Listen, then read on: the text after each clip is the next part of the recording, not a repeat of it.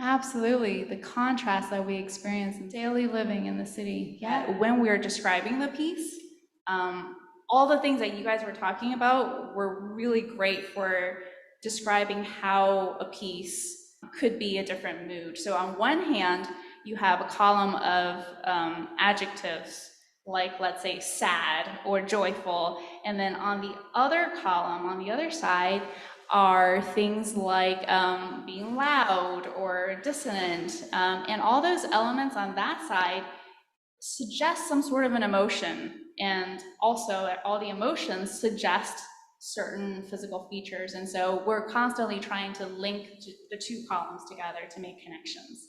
Like he sat down to write a piece for orchestra but only had a piano and he put the whole thing on the piano.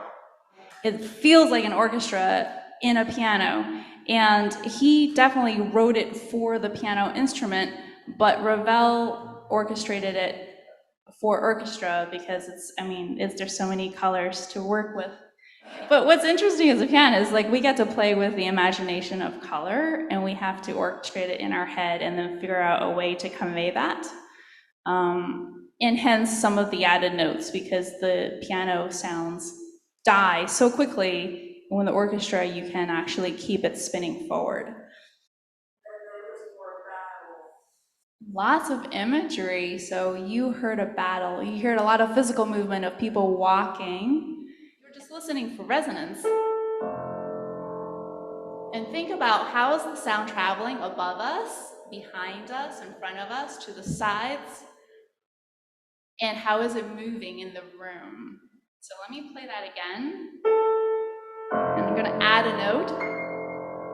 And how does that resonance change in the room?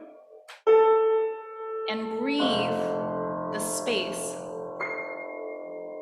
as it expands. And then you hear how the sound is diminishing. So we're going to exhale, and we're going to evaporate our breath as the resonance evaporates.